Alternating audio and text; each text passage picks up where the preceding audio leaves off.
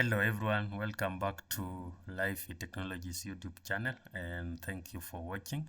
So this is a continuation of our Huawei Lab simulation series, and in this episode we'll be demonstrating how to implement VPLS on Huawei routing and switching devices. So if you remember, in one of our previous episodes we discussed how to implement VPWS, the virtual private wire service.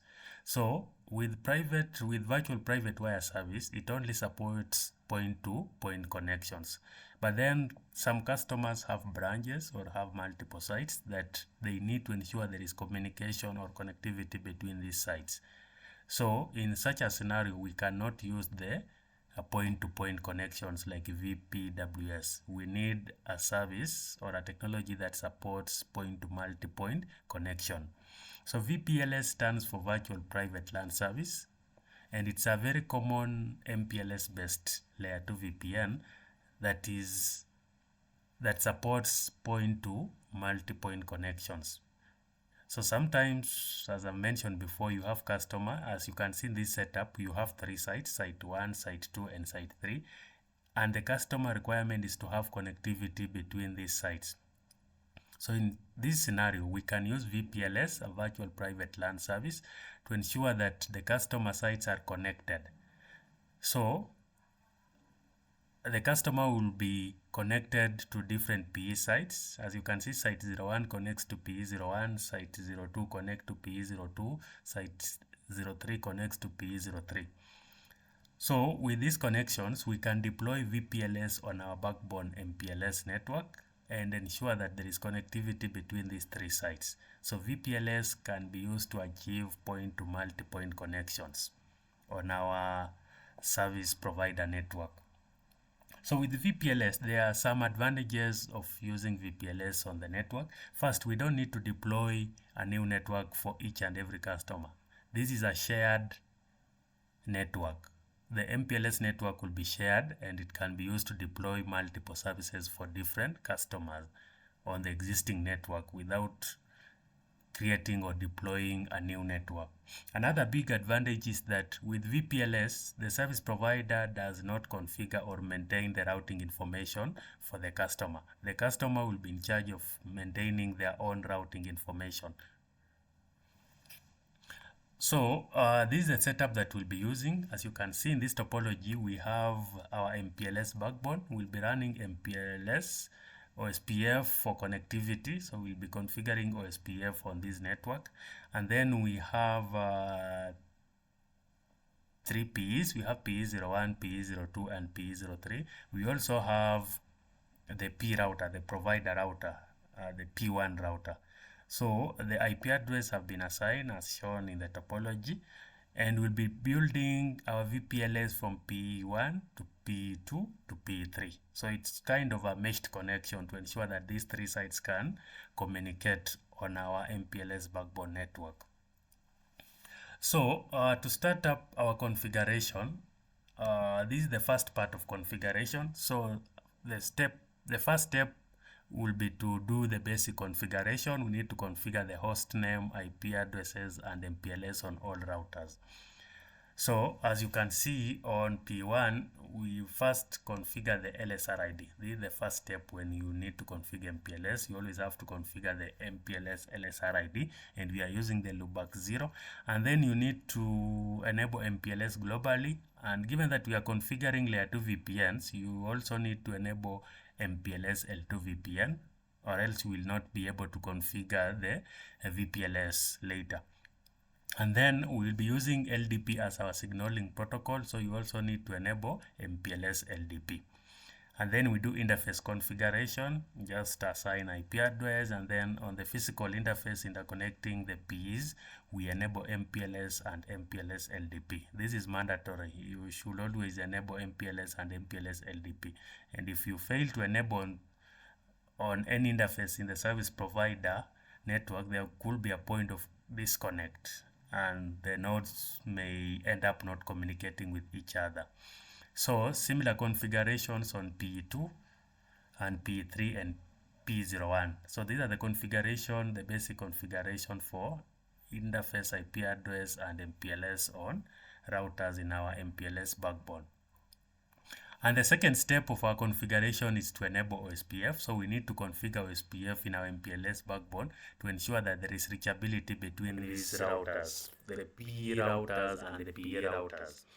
So we configure OSPF process 10, and then we configure the route ID as the loopback 0 interface IP, and then we are advertising these networks in area 0. So we are only configuring area 0 in our network.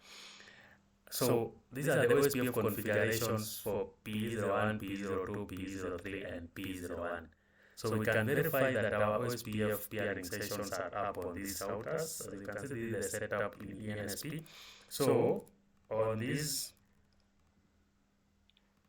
P01, we expect to have two OSPF sessions, OSPF peer brief. You can see that we have two peering sessions, 211 and 22. Then we can verify on P03, we should also have OSPF sessions. So we have our OSPF peering sessions up to 11 and 22. So from P01, we expect that it should be able to reach 2.2.2.2, and we should also be able to reach 3.3.3. So we should be able to reach the loopbacks of the other P routers.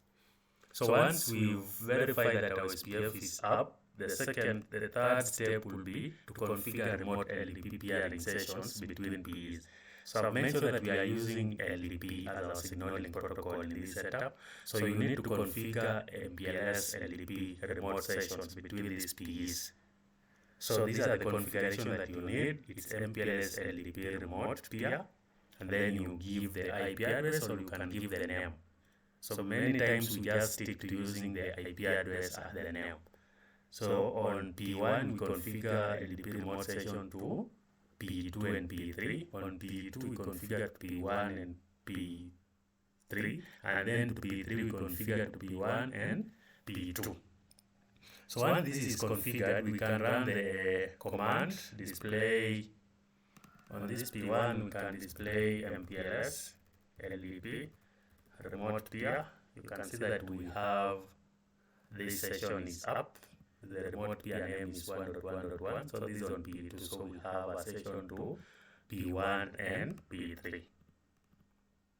And then it will be using the loopback 0 of the local, like on P02, we have loopback IP of 2.2.2.2. So this one will be used as the transport address, the source address for this router.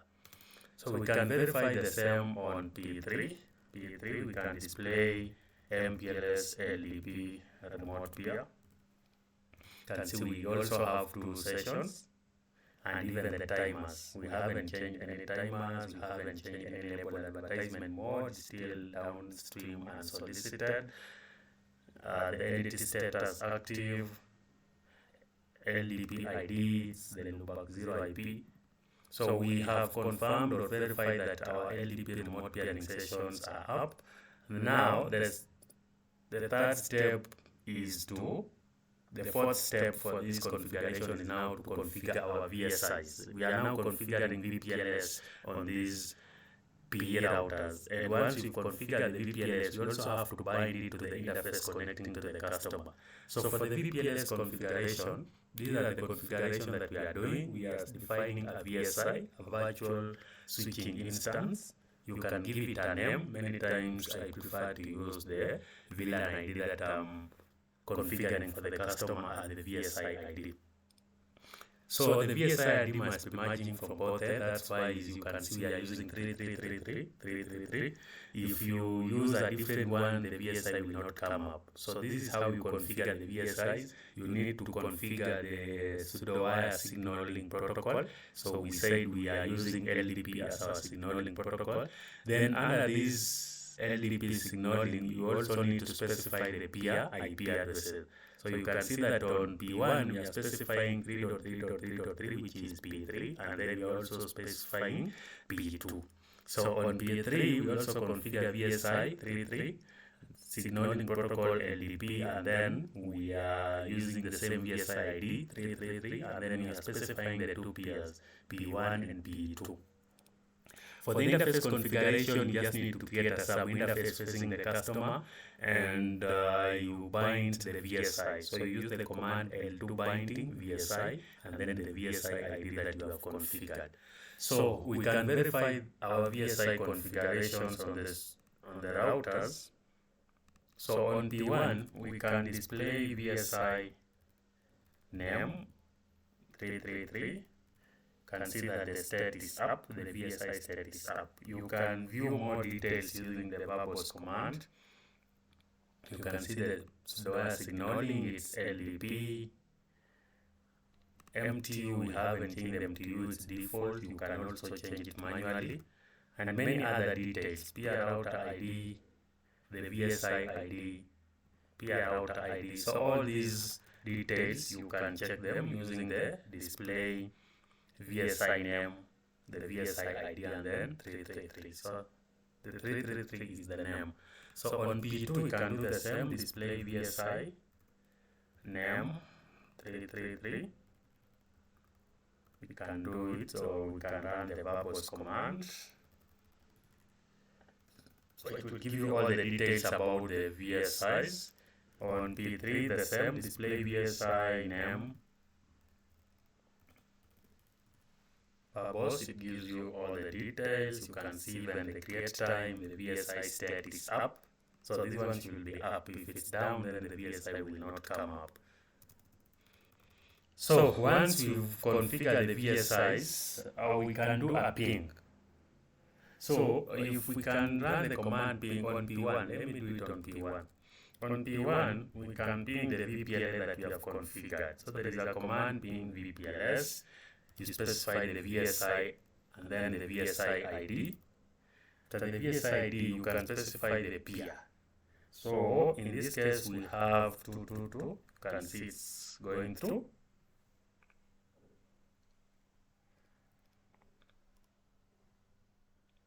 And then we can also ping 3.3.3. And you can see our ping is going through. So let me see if we can be able to capture these VPLS packets. I don't think so, but we can try and see.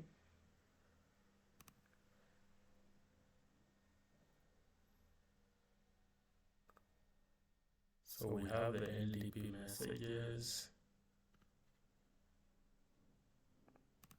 We do another ping to 3.3.3. So we have this MPLS echo. MPLS echo message that is being echo reply and echo, so I needed to filter MPLS.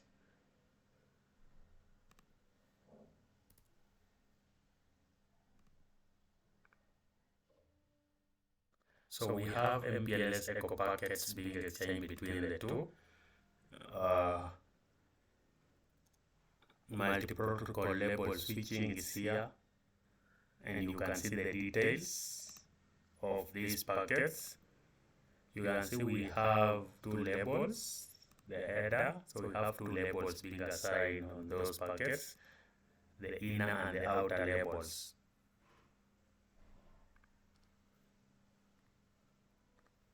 So you can see we are able to capture the MPLS packets that are being exchanged between the two routers. So once we verify that our our VPLS is up, we can now go ahead and test our connectivity on this network. So for the configurations on the sites, we will have just basic configuration. We need to configure the site name, and then we configure an IP address on that interface. So on site 1, we have 172.200.200.2.1 on site 2 and .3 on site 3. So we can do a ping from site 1. We should be able to ping the other sites, 172.200.200.1. We are able to ping. We can do a ping to .3.2. We are able to ping, and then .3. we are able to ping. So it proves that we have connectivity between the three sites via the VPLS that we have configured on our MPLS backbone network. And you can even run on this, given that it's a switch, you should be able to learn the MAC addresses. So we can display ARP all, and you can see that we are able to learn the MAC address for these other sites. Because remember, this is like for service for the customer, it's like we are connected to a switch, so we should be able to learn the MAC addresses of the other sites. So this is it, guys. Thank you for watching this demonstration, and please, if you have any question, feel free to leave your question in our comment section, and also kindly subscribe, like and comment on this video. Thank you.